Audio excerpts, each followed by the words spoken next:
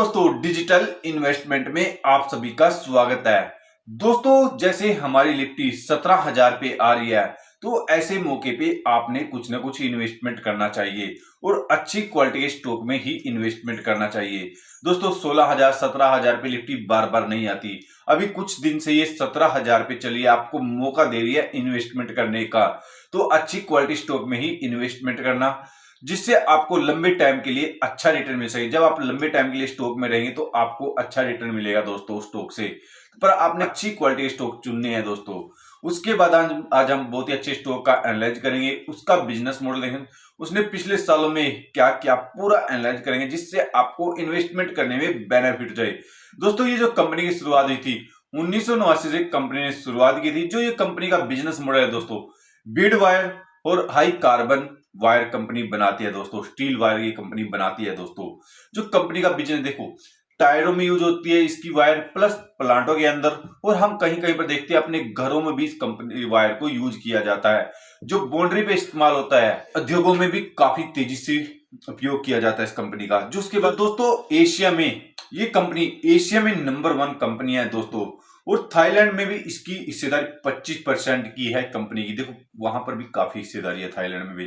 और जो इंडिया के अंदर देखें, इंडिया के अंदर कंपनी ने 50% की हिस्सेदारी या मार्केट कैप्चर कर रखा है कंपनी ने।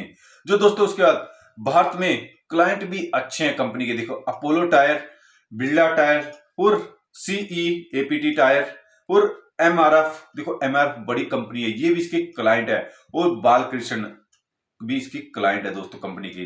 जो इसके जो क्लाइंट है 85% क्लाइंट इसके पिछले 5 साल के इसके साथ जुड़े हुए हैं दोस्तों। ये देखो ये भी अच्छी है। जो एक बार क्लाइंट जुड़ता है उसका विश्वास काफी हो जाता है कंपनी के साथ। जिसके बाद कंपनी देखो थाईलैंड में भी अच्छा बिजनेस है कंपनी का।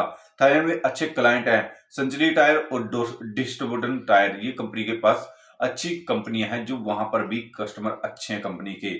जो कंपनी का मैन्युफैक्चरिंग प्लांट देखिए, देखो थाईलैंड में कंपनी 1,12,000 टन प्रति टन वायर बनाती है दोस्तों।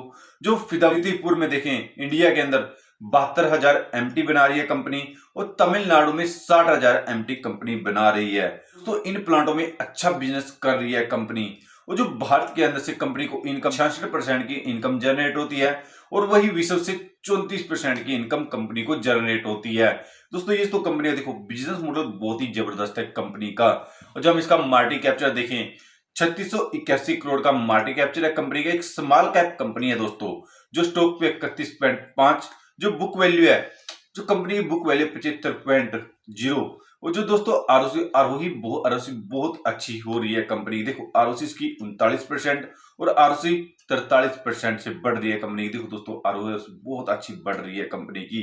जो डिविडेंड देखो, डिविडेंड भी कंपनी दे रही है, 0.28 का डिविडेंड दे रही है। और जो फेस वैल्यू है 2 दोस्तों। जो हम इसकी सेल एंड ग्रोथ है कंपनी की, पिछले 10 साल में 14%, 5 साल में 26% और 3 साल में 22% से कंपनी की सेल में ग्रोथ की है। जो प्रॉफिट ग्रोथ देखें 10 साल में 44%, 5 साल में 46% और 3 साल में 67% से कंपनी की ने प्रॉफिट में ग्रोथ की है। और जो कंपनी का हम सीजीआर देखें पिछले 10 साल में 67%, 5 साल में 75% और 3 साल में 132% से कंपनी का सीजीआर बढ़ा। देखो सीजीआर भी बहुत अच्छा बढ़ रहा है कंपनी का। जो दोस्तों कंपनी का नाम है राजरत्न ग्लोबल वायर लिमिटेड। दोस्तों देखो कंपनी का बिजनेस मॉडल नाम से आप समझ गए बिजनेस मॉडल के बारे में काफी। तो जो कंपनी के पास पैसा है, रिजर्व है 370 करोड़ का कंपनी के पास रिजर्व है। जो बोरिंग है 199 करोड़ का बोरिंग है मात्र कंपनी के पास। जो हम प्रमोट कंपनी का हम होल्डन पैटर्न देखें, दोस्तों प्रमोटर की होल्डिंग 65.01 का। जो एफएल की होल्डिंग देखें 0.53 का। दोस्तों ये बढ़ोतरी बड़ी है।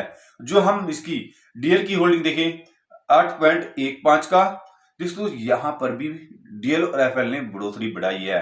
और जो हम पब्लिक होल्डिंग देखें 26.31 का पब्लिक की होल्डिंग है दोस्तों देखो इस कंपनी में प्रमोटरों ने और एफएल ने और डीएल ने बढ़ोतरी बढ़ाई है। जो प्रमोटर ने उसमें थोड़ी सी बढ़ोतरी घटाई है। जो दोस्तों उसके हम सितंबर को दिसंबर का दोस्तों क्वार्टर रिजल्ट देखिए। सितंबर में 225 करोड़ की सेल हुई थी कंपनी की, वही दिसंबर में 200 करोड़ की सेल हुई है कंपनी की। वही नेट प्रॉफिट देखिए, नेट प्रॉफिट में 23 करोड़ था सितंबर में, दिसंबर में 22 करोड़ का हुआ है दोस्तों। सेल और नेट प्रॉफिट थोड़ा कम रहा है कंपनी का। वही हम साल का देखें 2021-2022 का, 2021 में 547 करोड़ की सेल हुई थी कंपनी की, वही 2022 में 893 करोड़ की सेल हुई है कंपनी। देखो दोस्तों, अच्छी ग्रोथ हुई है साल के लिए। तो लंबे इन्वेस्टर के लिए मैं तभी बोलता हूँ लंबे जाए कंपनी में।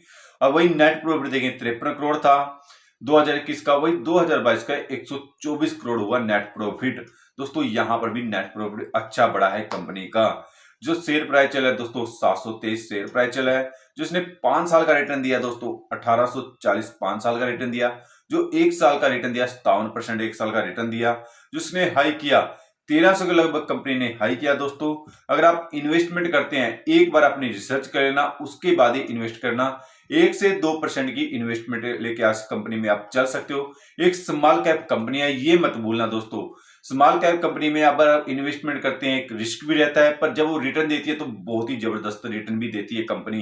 दोस्तों वीडियो अच्छी लगे तो लाइक कर देना, चैनल पे नए तो चैनल को सब्सक्राइब करके जाना। दोस्तों सब्सक्राइब करने से, लाइक करने से, कमेंट डालने से हमारा एक मोटिवेशन बढ़ता है और हमें वीडियो बनाने में बहुत अच्छा लगता है। और दोस्तों आपने किसी स्टॉक का एनालाइज कराना है तो कमेंट में जरूर डालना, मैं ट्राई करूंगा उसका एनालाइज करने की दोस्तों।